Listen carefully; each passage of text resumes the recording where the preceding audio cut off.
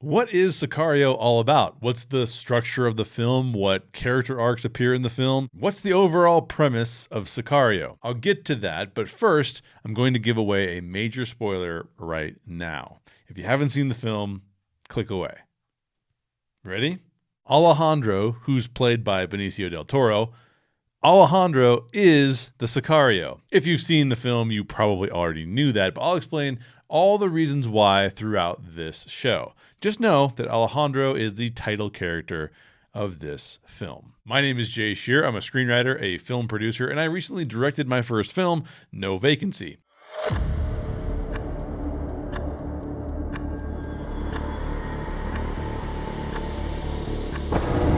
In today's video, I'm breaking down Denis Villeneuve's 2015 film, Sicario. Whenever I do these explained videos, I really study the film. And if it's available, I'll read the film screenplay as well. Sometimes the screenplay reveals additional information that didn't make it into the final film. Sicario's script, written by Taylor Sheridan of Yellowstone fame, has a completely different opening scene.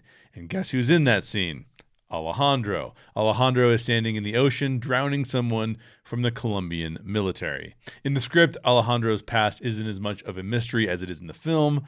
Overall, it's a little bit more obvious in the screenplay that Alejandro is the title character. But the film begins by defining the word Sicario. The on-screen text reads, "The word Sicario comes from the Zealots of Jerusalem, killers who hunted the Romans who invaded their homeland. In Mexico, Sicario means hitman." According to Wikipedia, the Sicari from Jerusalem rebelled against the Roman occupation of Jerusalem. This group of Jewish assassins would carry knives so they could murder Roman leaders and the Jewish leaders who sympathized with their Roman occupiers. The Sicari began operating a couple of decades after the death of Jesus, sometime shortly after 50 AD. According to Time magazine, in an article written by Yoan Grillo, the term Sicario has been used to describe hitmen employed by the cartels since the early 1980s.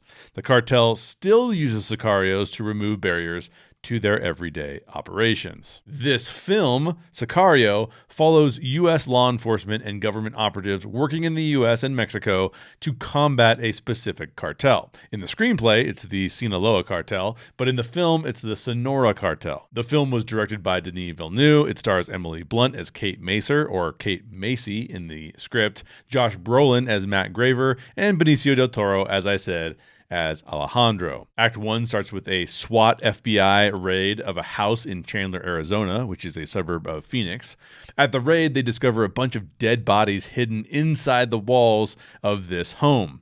The implications of this scene are: 1, the cartel is active inside the United States.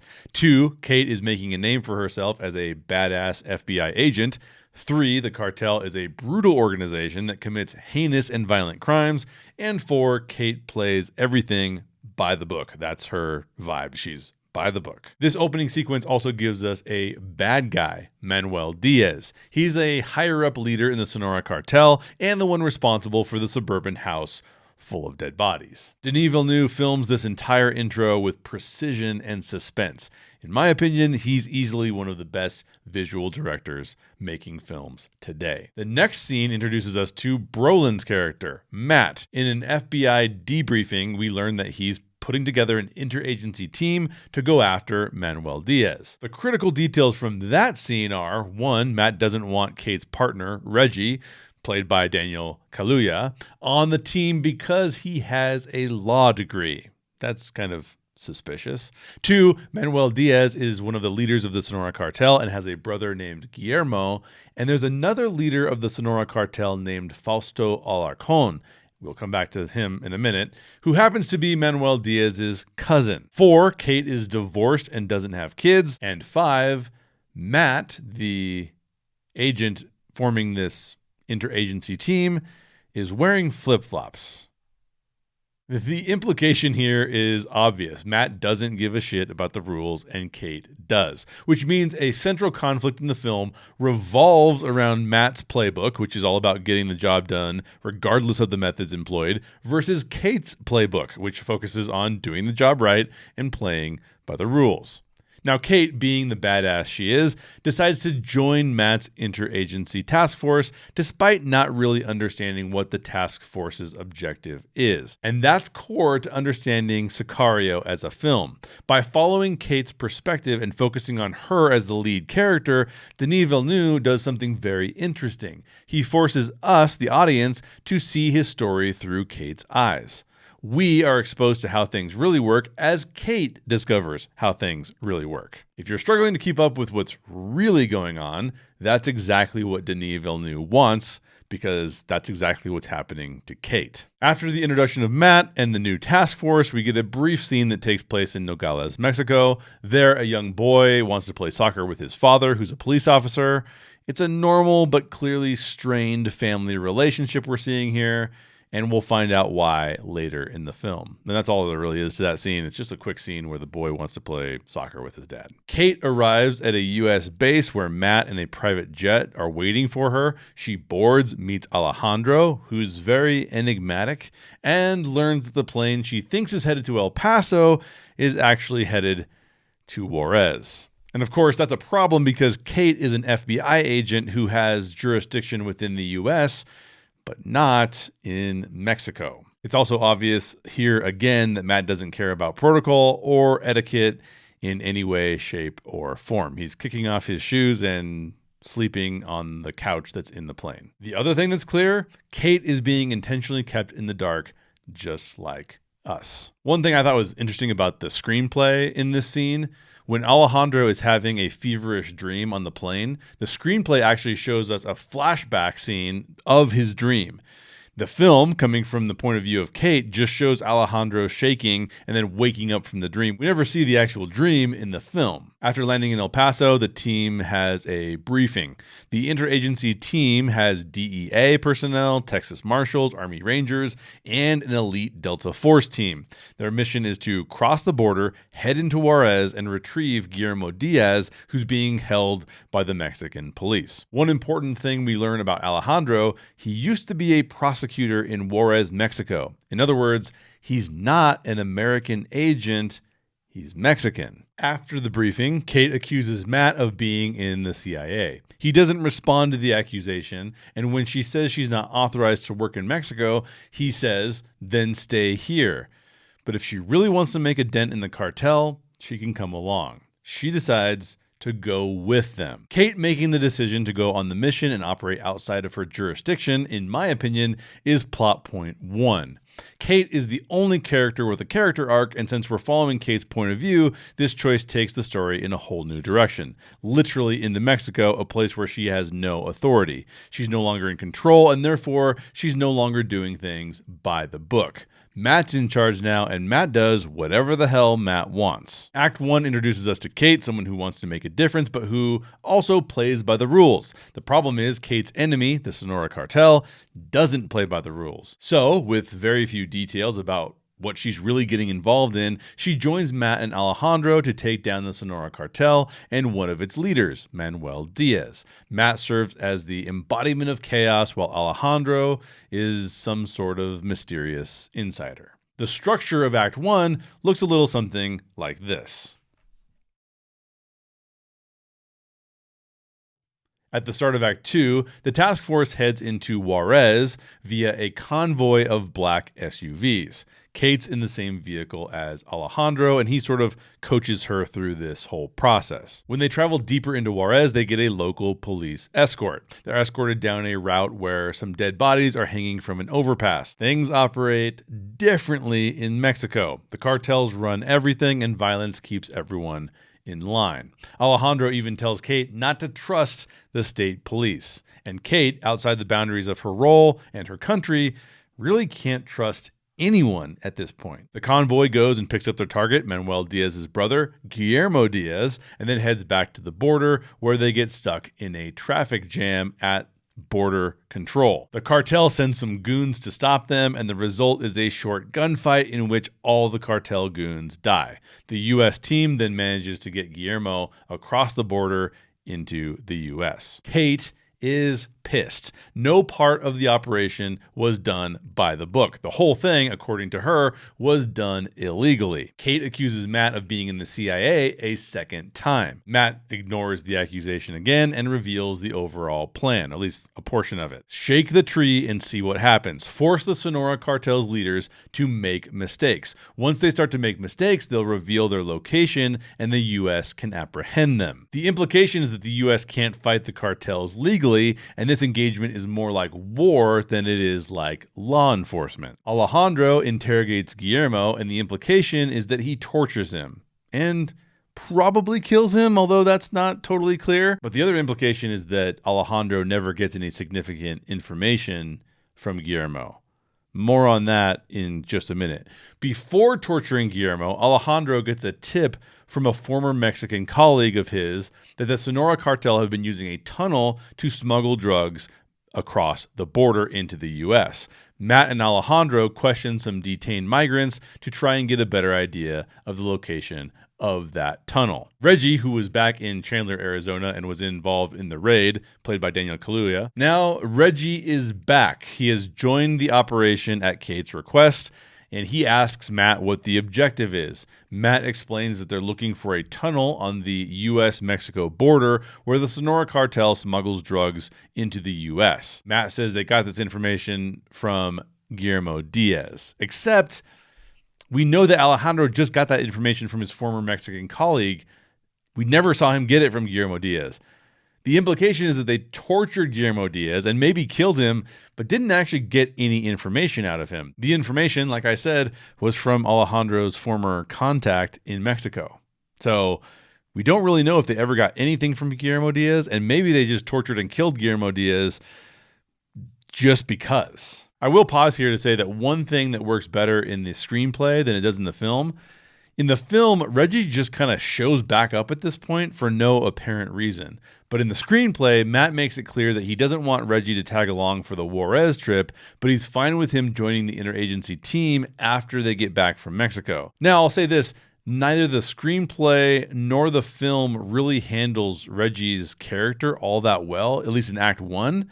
But the screenplay makes a little more sense than the film as it pertains to Reggie's absence in the Juarez mission. So if you watch the film and read the script and wonder why Reggie wasn't involved, it's kind of because Matt didn't want him to be involved. Reggie and Kate confront Matt and Alejandro with one simple question, which I referenced a little bit earlier. What's the objective here? And Matt finally reveals it. We are going to make enough noise that Manuel Diaz is called back to Mexico to see his boss. And that will lead them to Fausto Alarcón, El Verdugo. He's the top dog of the Sonora Cartel. Why are we finally learning about this objective now? Because like Kate and Reggie, we are being kept in the dark. Back at Kate's home, she's looking up photos of the heinous violence that Fausto and Manuel are perpetrating in Mexico. She's trying to convince herself that breaking the law is worth being involved in this interagency task force that she's gotten involved in. Maybe Matt and Alejandro are right. This battle has to be fought as if it's a war. But Reggie warns her about Matt. He also thinks Matt is a CIA agent and part of an op that he's not really authorized to lead, or at least is being authorized to lead by some other power and not the FBI, and it's a very illegal seeming operation. Kate responds to Reggie's comment by saying, "We're not scratching the surface, they are." It doesn't seem like Kate fully believes that, but notice how far Kate has already come from the character we met at the beginning of the film. She went from doing things by the book to questioning whether or not the rules need to be broken in order to make a difference. Now we get briefed on the next part of the mission. A Delta Force team is going to hit the main drug tunnel the Sonora Cartel is using, severely hampering their operation and costing them a lot of money. But before they attack that tunnel, they intercept a woman who's making a deposit at a bank. This woman works for Manuel Diaz and is helping him launder money. They take her down and freeze all of the accounts related to Manuel Diaz's operations. Two important things to note here. One, all the cash they find in this little bust all has blue and pink rubber bands holding the cash together. And 2, Kate goes into the bank, which Matt tells her not to do because now her face has appeared on the bank's surveillance system, and Manuel Diaz will likely have access to that video and know that Kate is involved. Kate entering the bank and the freezing of Manuel Diaz's bank accounts, in my opinion, both served as the midpoint of the film. Why? Because this is Kate's biggest mistake. 1, she's now known by the Sonora Cartel, and 2, she thinks she can fight this battle by the book by arresting Manuel Diaz for money laundering. But that's not the way the game works. It won't get them to Fausto, and they need to get to Fausto, the leader of the Sonora Cartel. Reggie and Kate head to a local bar to blow off some steam, and they meet a local cop named Ted, who's played by John Bernthal, who you might know as the Punisher. Ted and Kate hit it off and go home together. As Kate and Ted are making out, Kate sees that Ted has a blue and pink rubber band, the kind used by the Sonora Cartel. We saw those back at the arrest at the bank. Kate and Ted get in a brutal fight, and as Kate is about to be choked to death by Ted, Alejandro shows up to save Kate. It turns out Ted's a dirty cop on the Sonora Cartel's payroll. Okay, that's crazy, but now we're going to keep moving, and now the special forces, along with Kate, Reggie, Alejandro, and Matt, prep to launch their attack on the cartel's drug smuggling tunnel. They also note that Manuel Diaz has been called back to Mexico, which is part of the objective of what they wanted. There's also another note in the briefing that goes by pretty quickly. The mission is also to place an agent. That will become important later. Matt also tells Kate that he wants them to come along because the CIA can't operate within U.S. borders without a domestic agency attached. The entire reason Kate has been involved, it allows Matt, a now confirmed CIA agent, to do whatever he wants. Now at this point, Reggie tells Kate that they should bail, but Kate is too far in. She's too involved. She wants to know why they're using her. She wants to know the end game of Matt's plan. Kate knows that her efforts in Arizona haven't done much to hurt the cartel. She's seen some progress being made by Matt and his interagency task force. The FBI is limiting her ability to arrest Manuel Diaz, and the cartel has actually tried to hurt her personally via Ted, the local cop who's on the Sonora Cartel payroll. So she really wants to bring the Sonora Cartel to justice. 3 things are now happening all at once. 1, the special ops team is headed into Mexico to attack the drug smuggling tunnel. 2, Manuel Diaz is driving back to Mexico.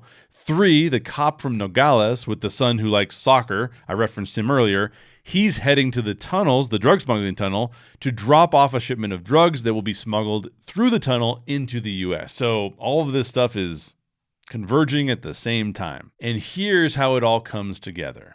The special ops team attacks the cartel goons in the drug smuggling tunnel.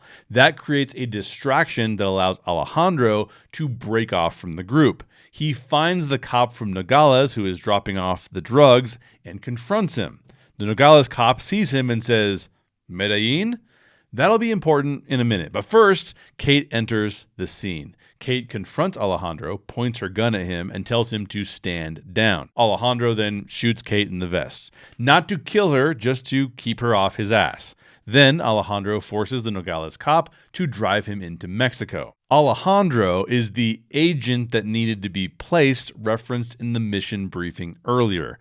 The whole op was to make it look like they were going after the drug tunnel. They weren't. They were trying to plant Alejandro in Mexico. Why? Because Alejandro, the real Sicario, the real hitman, is on a solo mission to kill Manuel Diaz and Fausto Alarcón. Kate, discovering that Alejandro is on a separate mission to find and murder Fausto Alarcón, is plot point 2. Now we're headed for the resolution of the story in Act 3. Here's kind of a structural breakdown of Act 2.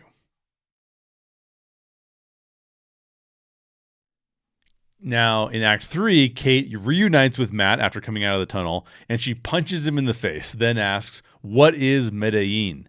And here it comes, the truth of what they've really been up to this whole time. Matt tells her, It used to be that one cartel controlled all of the Mexican drug trade. That cartel? The Medellin cartel, a Colombian cartel. But now a bunch of cartels are fighting for dominance in Mexico. That's not good for the US because it makes everything too chaotic. So what's really going on? Alejandro is going to murder the leaders of the Sonora cartel in order to increase the chances the Medellin cartel will be able to reclaim power and dominance. And the CIA, via Matt and now Kate, is making it happen. It's like regime change, but in cartel terms.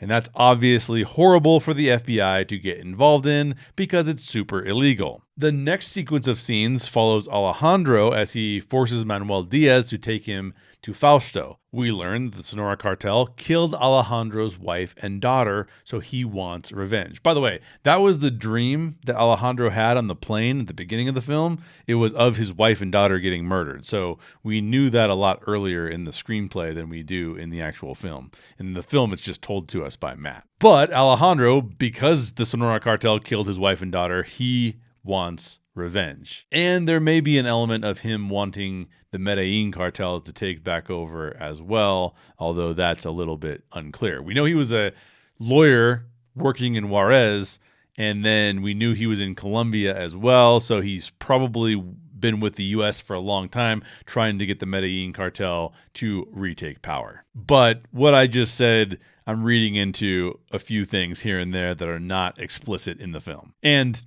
ultimately don't really matter. Alejandro does get his revenge. Manuel Diaz takes him to Fausto Alarcón, and Alejandro murders both those guys and Fausto Alarcón's family right in front of him.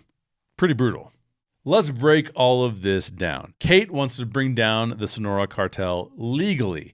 Matt wants to bring down the Sonora cartel by any means necessary while working to fix the chaos by reinstating the Medellin cartel. Alejandro wants to murder the leaders of the Sonora cartel who killed his wife and daughter and is probably in some sort of cahoots with Matt to reinstate the Medellin cartel. To an extent, Kate and Alejandro are pawns in a game wherein the US wants to maintain order. It's really as simple as that. In the last sequence of the film, after Alejandro has killed a bunch of the Sonora cartel leaders, he forces Kate to sign a piece of paper that says that everything that they did was legal. She does sign it, but then considers shooting Alejandro, except that she ultimately just lets him go, probably realizing that killing Alejandro is really not going to do much. The final scene of the film follows the son and wife of the Nogales cop, the drug smuggler.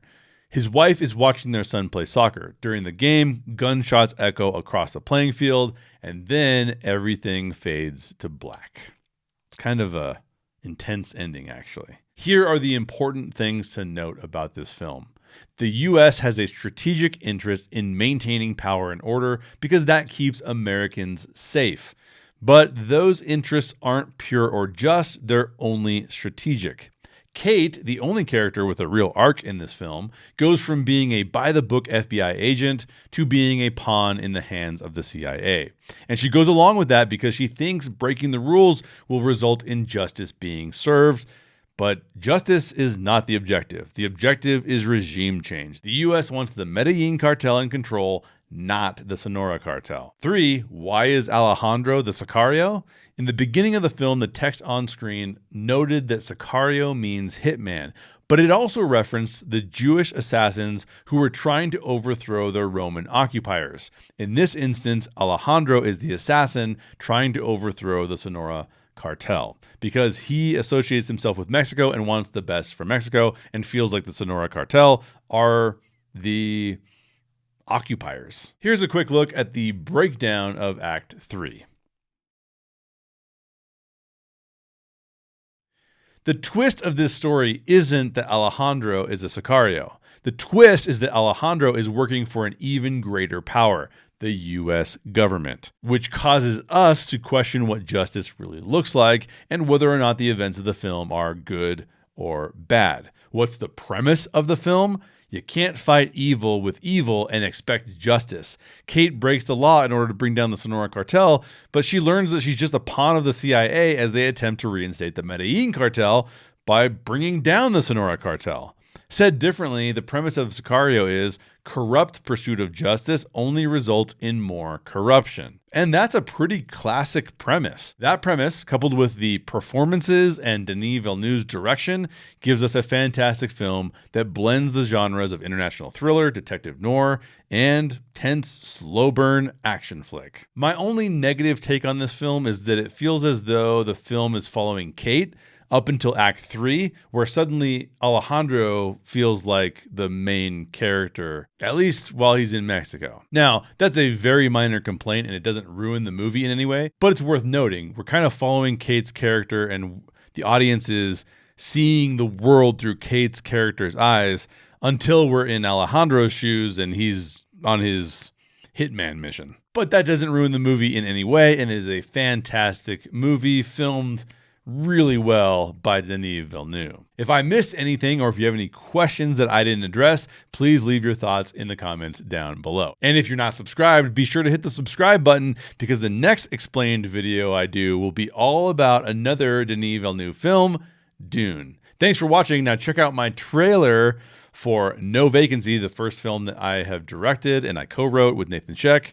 Check out that trailer via the links in the description or coming up here at the end. Thanks for watching.